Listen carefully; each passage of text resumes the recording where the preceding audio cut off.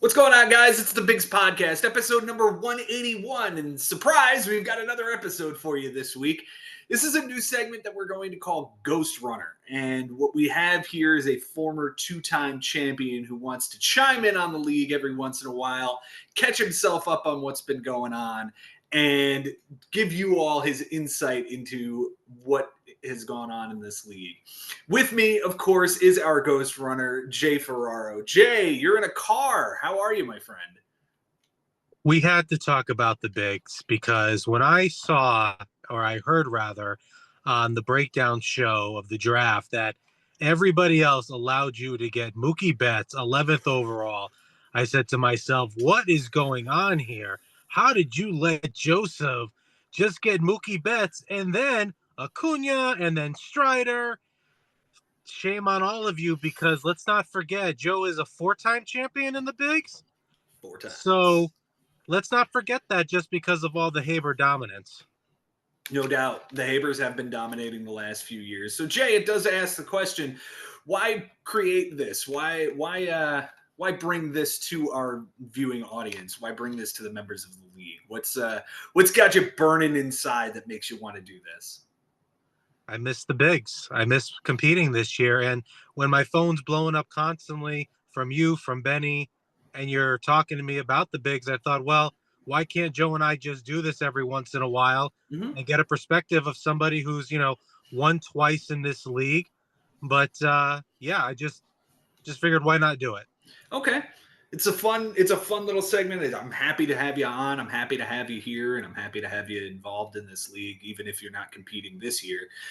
Let's talk about some trades, my friend. There have been some big trades that have happened over the last couple of weeks. I think it's interesting to get your insight on this. The most recent one just went through today to yesterday to Jason Ashby and Josh Haber, making a big swap. Josh Haber gets Framber Valdez, Matt Shaw, and Francisco Alvarez. Jason gets Nick Pivetta, Brendan Donovan, and Ivan Herrera. Six-man trade. What do you think immediately hearing it? When I first heard about this trade, I thought to myself, why the fuck did anybody give Josh Haber an ace? This guy's been in the finals back-to-back years, has a championship, of course, beating me last year. But then when I thought about it some more, let's say the catchers are awash today because who's to say both are injured. But I wonder what Pavetta's numbers are going to look like come season's end if they're that much different than Framber's. I know that might be a crazy thing to say, but Pavetta has been sneaky good now for a while. He's on a fantastic Padres team. That bullpen is absolutely lights out. So this might be filed under. I like this one for actually Jason Moore, especially getting Shaw off his club and bringing that in with Donovan, because Jason's offense with all those youngsters scare me. It scares me a lot. I'm not sure that offense has enough to get himself into the playoffs this year. So to get out from underneath one of those young guys and bring in, a Swiss Army knife in Donovan, who's just come out of the gate amazing, I like this trade more for Jason. I think it's a great trade for both sides. I think Donovan's been off to an absolutely red hot start. He's hitting 391 over the first 2 weeks of the season. Like, that is absolutely blistering. And Matt Shaw, not been off to a good start. So I think that's a pretty good upgrade there. Yeah, the catchers are probably a wash, and the pitchers are to be determined. So that's the really big thing about it. Is it too far of a reach when I say Pavetta's numbers? Now, I'm not saying they're going to be better than Framber's, but are they going to be so drastically different that this turns out to be something you go, wow, Jason traded away Framber? I don't think so. I think he got a perfectly fine number 3 for or even a number 2. I mean, he's on a great team. He's going to get a bunch of wins. His strikeout rate is always good. So I think you're right on with, like, the numbers are going to be somewhat similar. And that offense does worry me, though, for Jason. I think too many youngsters. I know that's a sexy thing we all want to do. For me, those guys, I got to see them in their third year. I got to see them do it twice, and then maybe I pounce on the third year. I get it, the Martian and some of the other young guys, but we'll see. But it's a fun trade, no doubt. No doubt. Jackson Holiday, Jason Dominguez, Mark Vientos, even Brooks Lee is a young kid on this team. It's a lot of young kids. I'd like to see him make another deal like this and bring in an established veteran already for a young kid, but we'll see. We'll see. The other big trade that went through last week. Trey Turner goes to Costas for Michael King and Devin Williams. How you feel about that? The shark struck. The shark struck, and look, and if you don't know, that's what we call Cody, because it was almost a year ago that you and I were at Yankee Stadium, and we were there for the Eclipse game. We saw Soto hit a bomb, and then we saw Volpe poke one to left field, just a rope that was a bomb.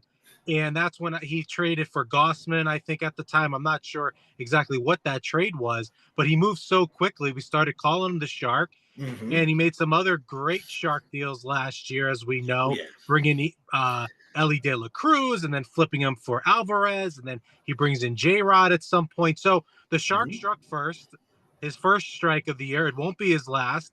And it just goes to show you when Cody strikes, it's not this like, well, I could make this 1-2 punch. I could make this deal. This is something that I think is going to be fantastic for his club.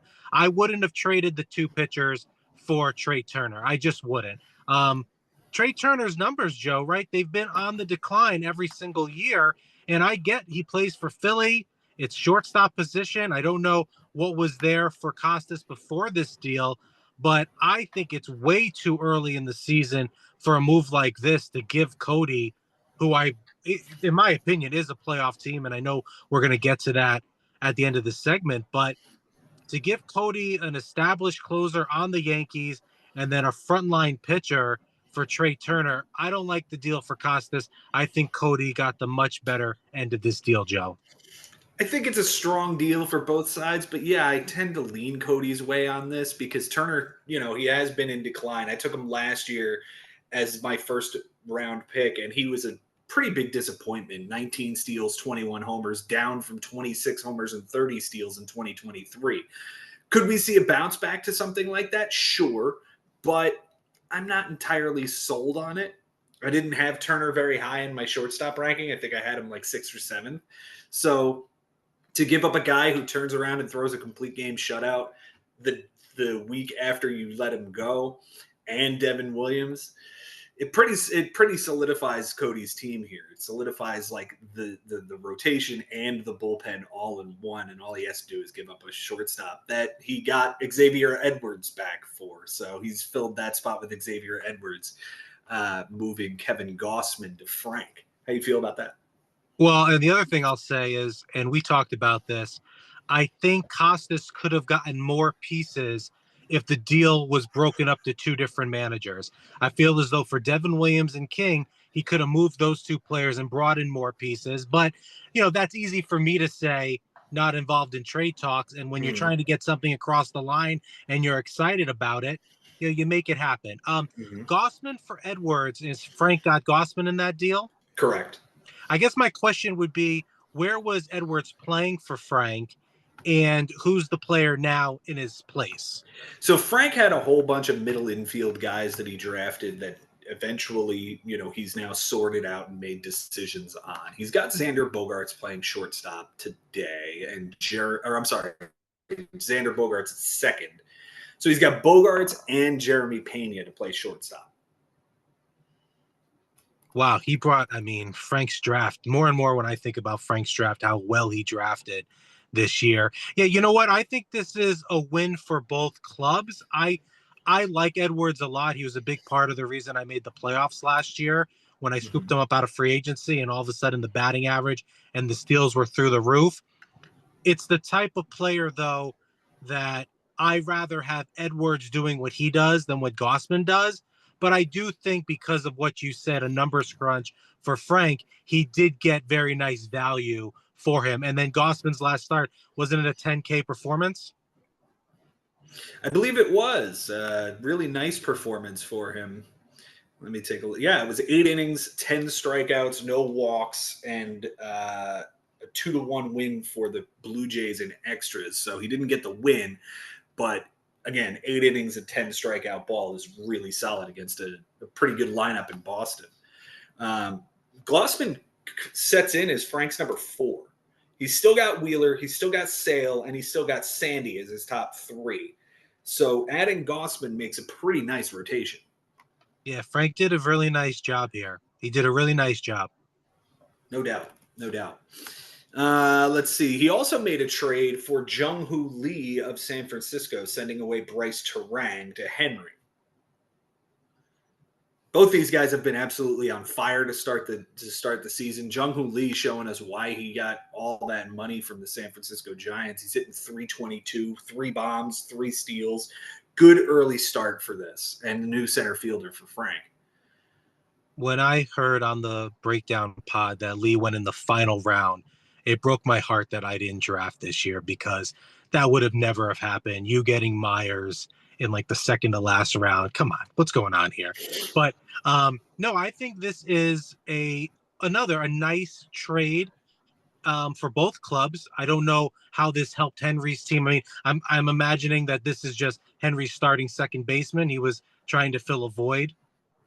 Pulling it up right now. I would imagine. Oh, you know what? He lost Ketel Marte to the injury. So this is a fill-in for the injury. Not bad. I mean, let's see how long that player is playing at this elite level. What I will say is, if I had to project who was going to hold these numbers throughout the year and get more exciting, it would be Lee for me. Mm-hmm. But I just like that player more because what he did in Korea all those years. But I mean, when you talk about, Joe, what he did at Yankee Stadium over the weekend, wow.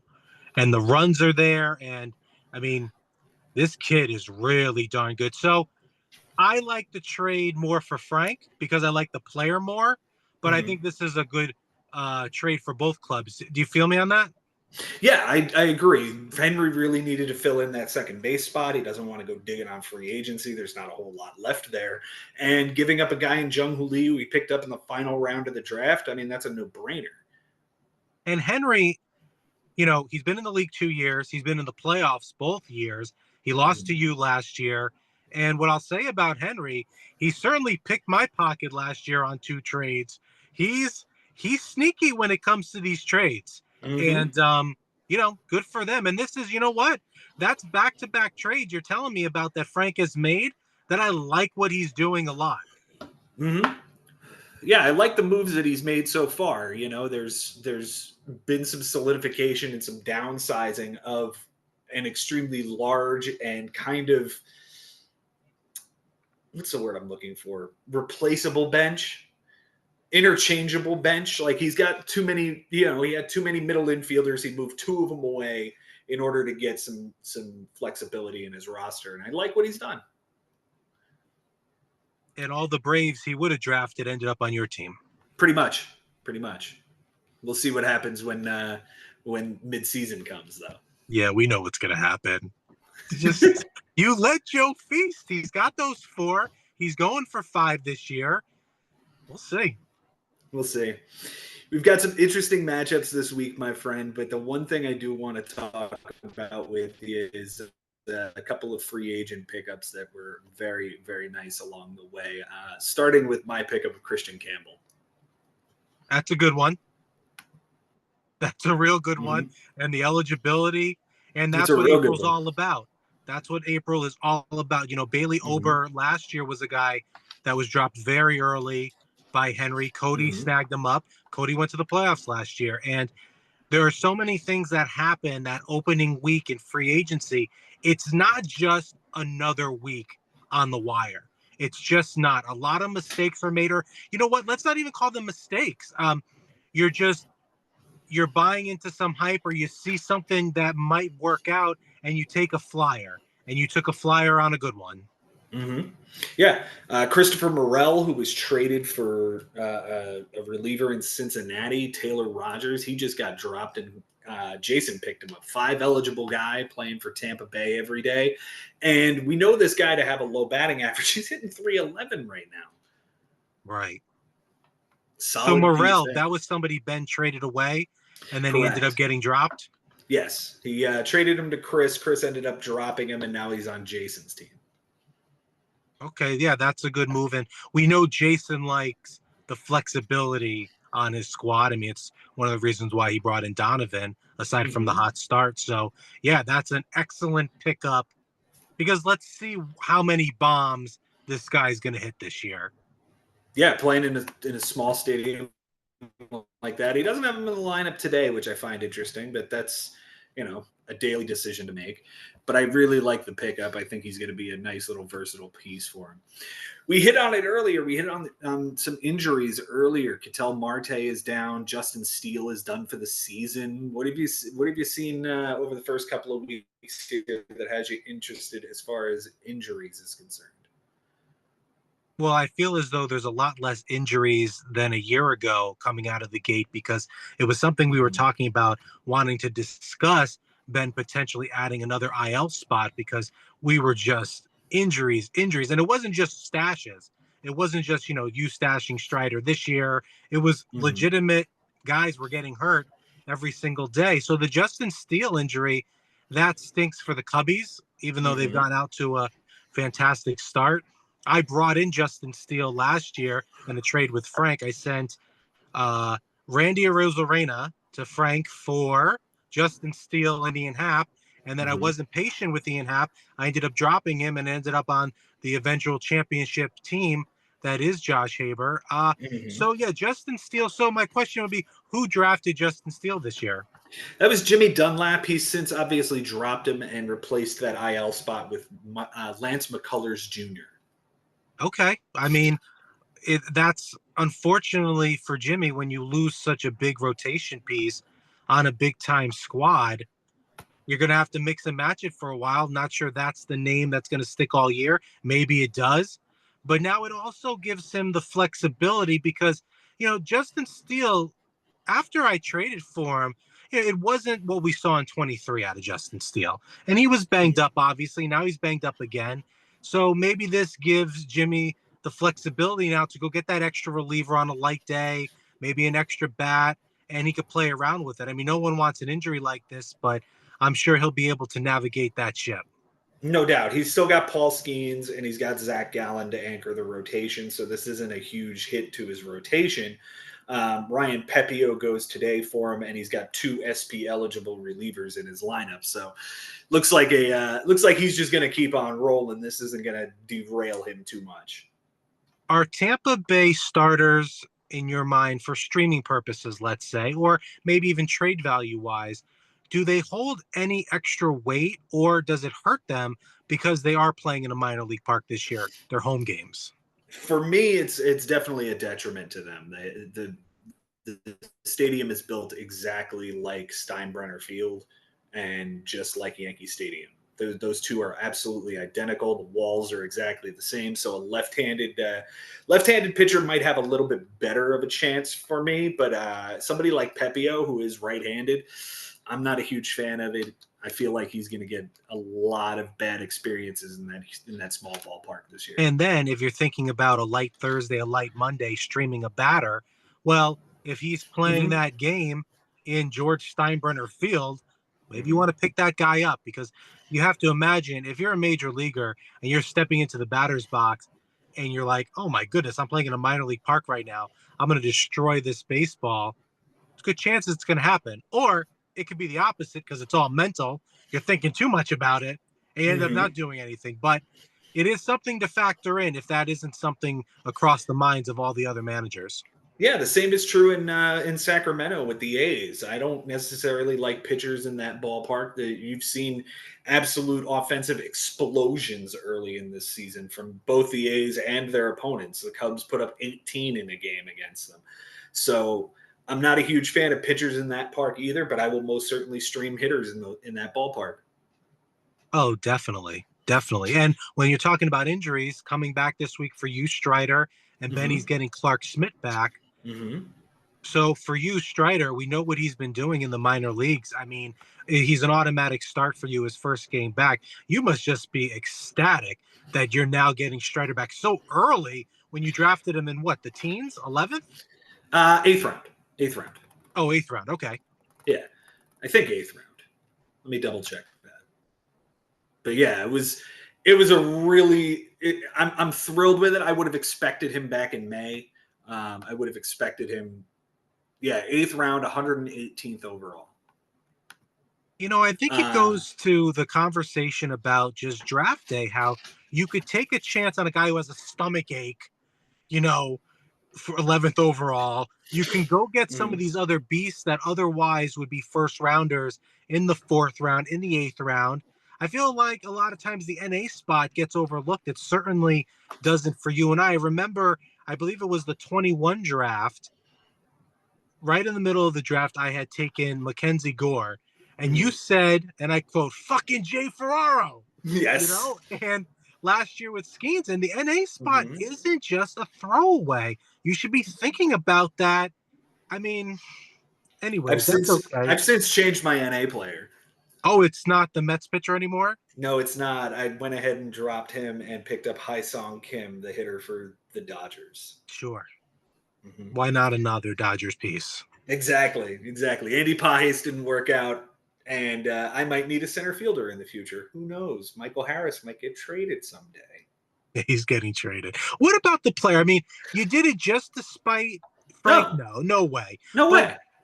Here's the thing about him is that I just don't know how that player projects. I want to see him be so much better, and there's been some disappointment in that game. Maybe once Acuna comes back, hopefully Azuna isn't, that hip. We'll see. But I want to see more out of that player to justify him going in the 3rd round, and I'm sure you do too. Yeah, absolutely. I want to see a 2020 season. He hasn't done that yet. He's had 18 and 20 and 23 and 16 and 10 over 110 games in 2024. So I'm thinking nice step forward would be a 2020 season, maybe better.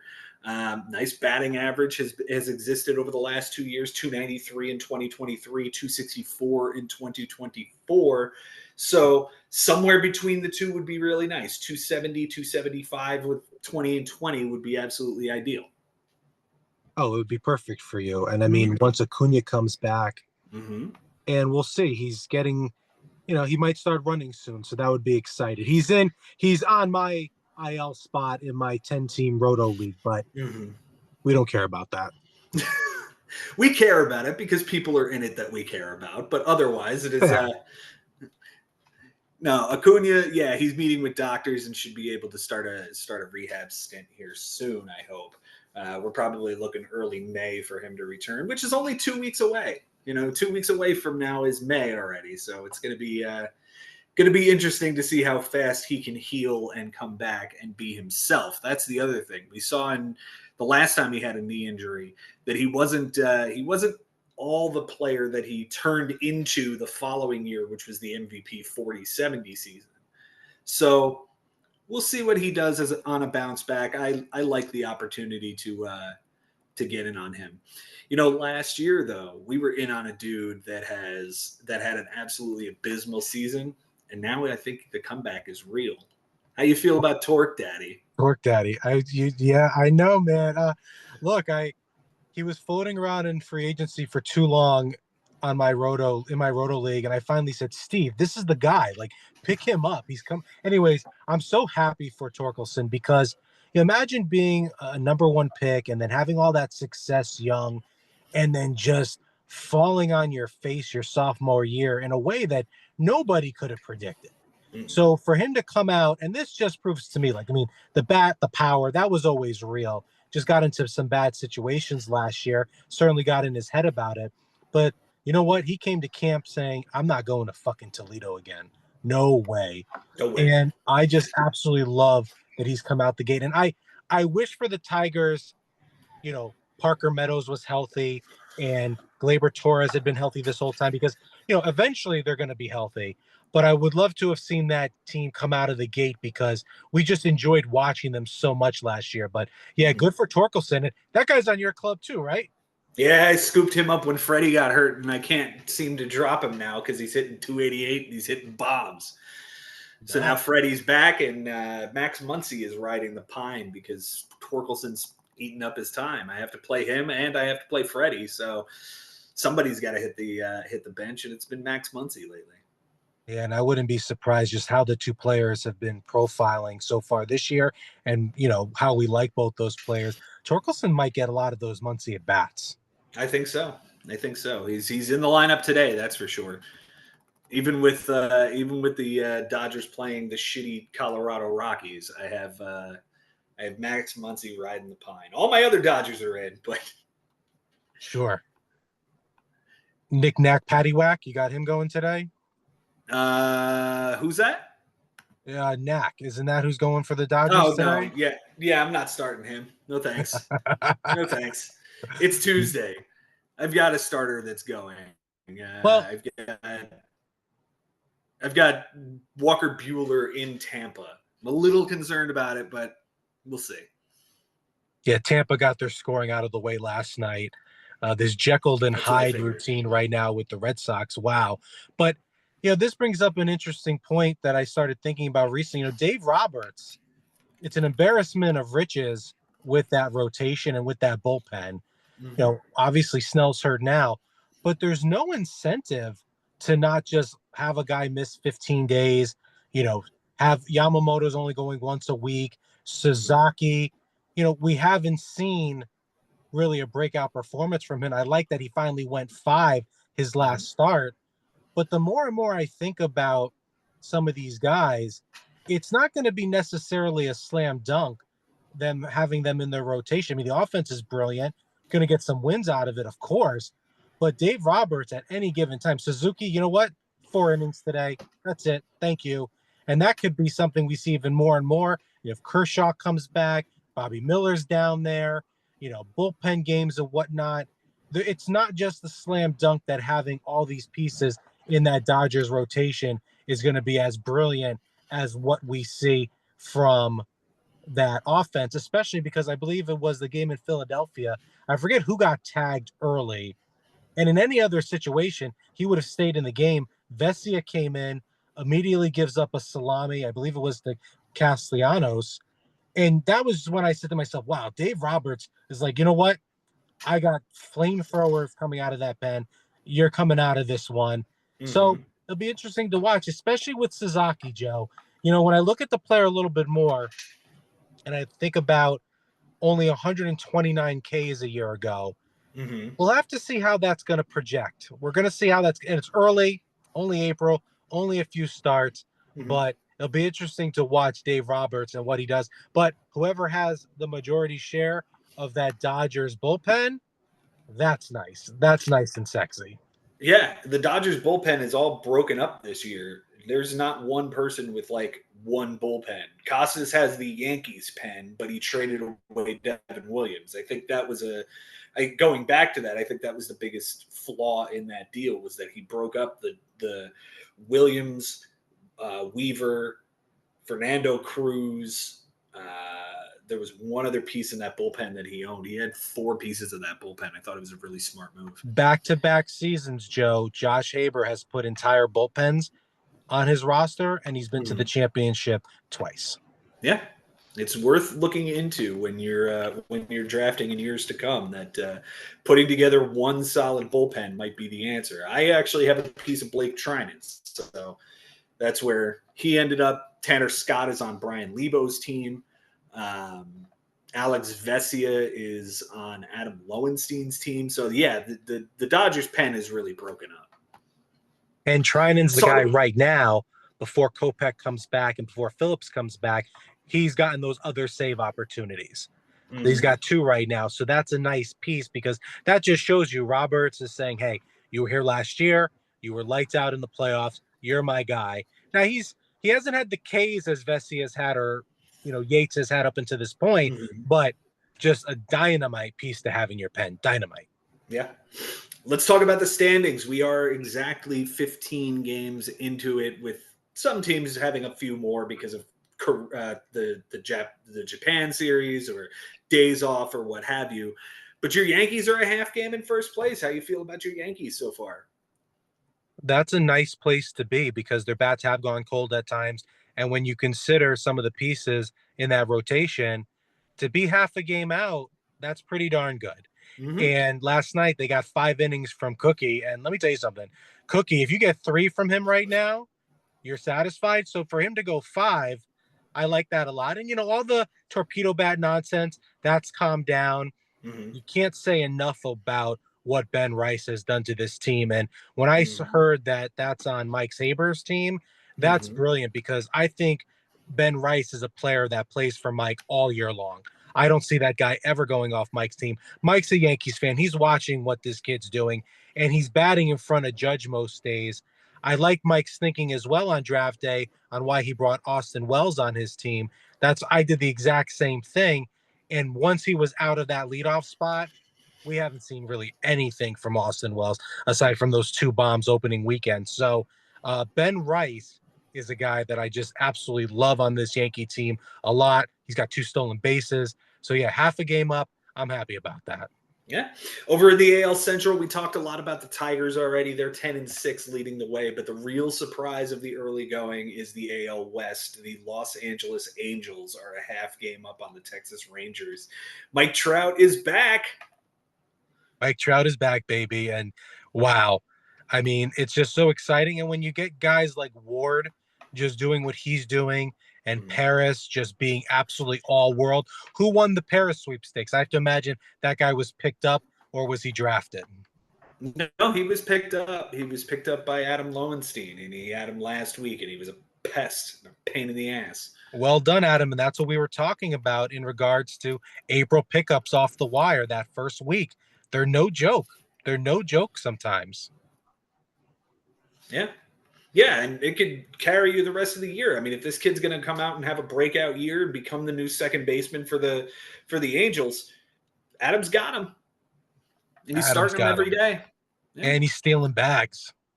he is. He is. He's going to be a nice little piece for him.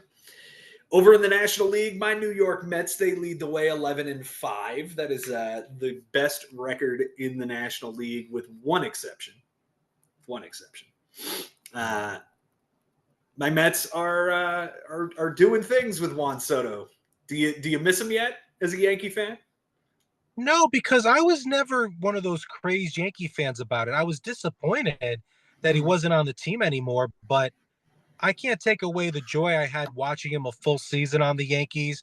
He gets the assist with the Judge MVP award, and they went to the World Series with him. So, I mean, geez, all that. If I was going to be a brat and be like, oh, he's not on this team anymore, and then they go get Freed, they go get Devin Williams, they go get Cody Bellinger.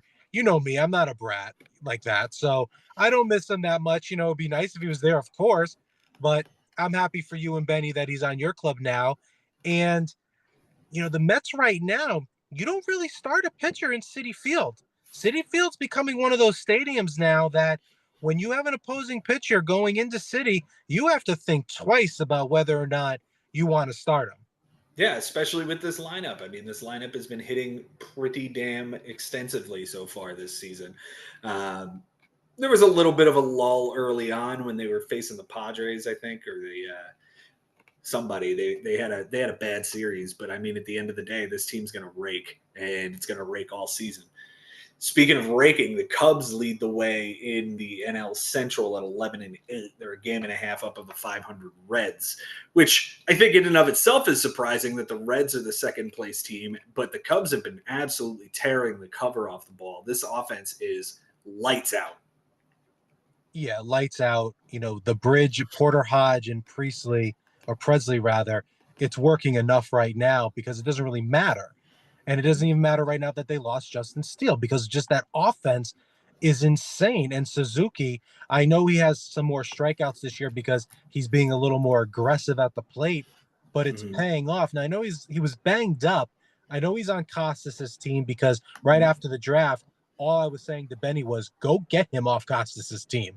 Put him in your outfield. Don't give me this Winker Marte nonsense. Go get Suzuki. Ben knows how I feel about his offense. Okay. And I know he might be a little bit banged up. And, Suzuki, I drafted him last year. And I drafted him, I don't want to say early, but I wanted that guy on my club, right? Mm-hmm. And what I'll say is he tweaks a lot of things throughout the year. So I was disappointed, early on in April, he's already feeling some tightness. I forget exactly what it was, but yeah, okay, his Wrist. wrist. So that's troublesome because I have to say at least 2 or 3 times last year he was, on the shelf because of something. But when he's playing, he's all world. And Pete Crow, it's just I'm really happy the Cubbies got out to this start. And I also like what you said about the Reds. I mean, good on the Reds because Ellie De La Cruz is must-watch baseball entertainment. So I'm glad that the Reds have been, up there in the standings.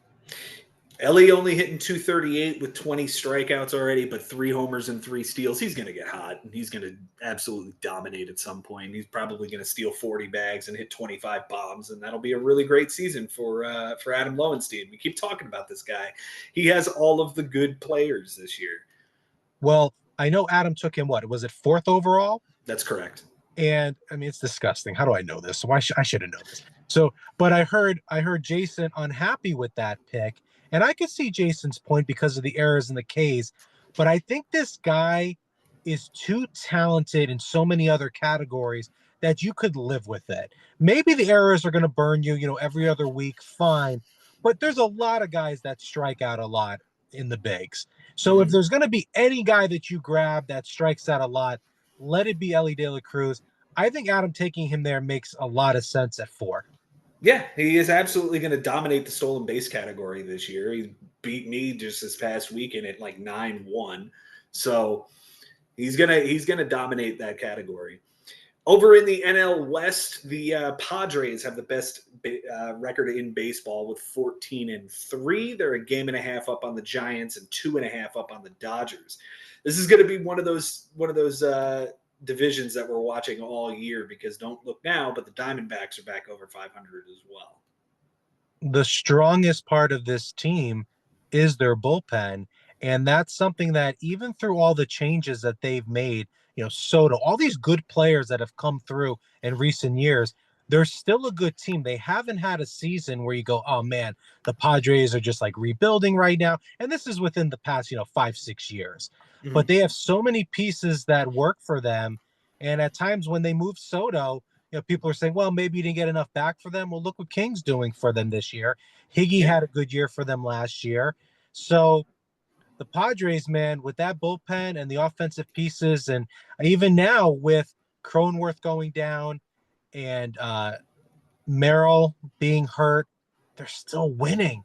They just got guys that just keep showing up for this club. So from a fantasy perspective, any share of this, especially that bullpen, is just good news.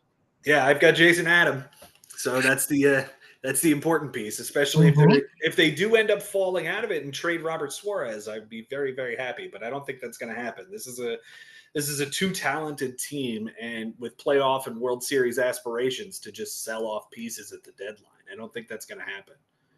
No, that's not their style. That's not that GM style. He'll add before he subtracts. No doubt. All right, Jay, big question for you. You're obviously very familiar with everything going on in the bigs. You're very familiar with all of the managers in the bigs. Who's making the playoffs, Jay? I feel as though it's easier for me to may have this discussion with than maybe a Mike or a Jason on the regular pod. And this isn't, I'm not saying I'm necessarily correct here, but I think, and this is in no particular order, I think, Joe, you're going to the playoffs this year. That's a dirty dozen. I like what you did on draft day. I mean, I'm even not going to even necessarily break down why I think each team's making the playoffs, but the 2 Haber brothers, of course, because they're the fucking Haber brothers, and we're living in a Haber brothers bigs right now, and we're all just trying to catch up. So that's 3. Cody, the Shark. The Shark's definitely going to make the playoffs this year. I think he learned a lot from that season 1 in the bigs, making the playoffs. And I'm sure he learned a little bit in our semifinal together, which was just a grudge match between 2 guys that really loved the sport of baseball. And he had a lot of players on his squad that at one point were on my team. And when he makes a trade, again, he doesn't just piecemeal. It's not Jason and I linking up in April on that Evan Carter deal a year ago for Hauk and Matsui. He brings in monsters, and he's already done so. So I think Cody's another playoff team.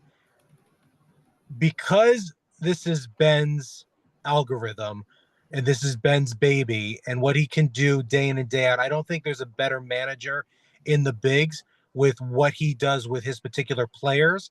He brings in particular guys that he knows exactly how he want to utilize them, even though some of them I think he should move on from and try something different. But even saying all that, I know his bullpen and I know how he tracks every single pen every single night. And his rotation is very, very good. I think it's better than it was a year ago, especially with the pieces he has on his IL. He's getting Clark Smith back this year. So I think Benny's a playoff team. And I'll tell you what, the last spot, I've gone back and forth with this. It's between two different managers. And I'm going to do it. I'm going to say Frank. It was between Frank and Bobby. Ooh-wee. It was between Frank and Bobby.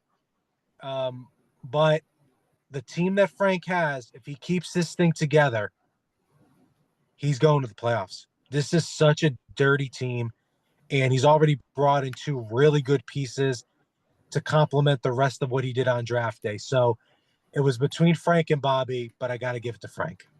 All right. So myself, the Habers, Cody, Ben, and Frank are your playoff teams this year. Wild card and Frank, I'll be interested to see how well he does this year. We'll be keeping track of that. Jay, this has been awesome, man. I can't wait for another Ghost Runner episode.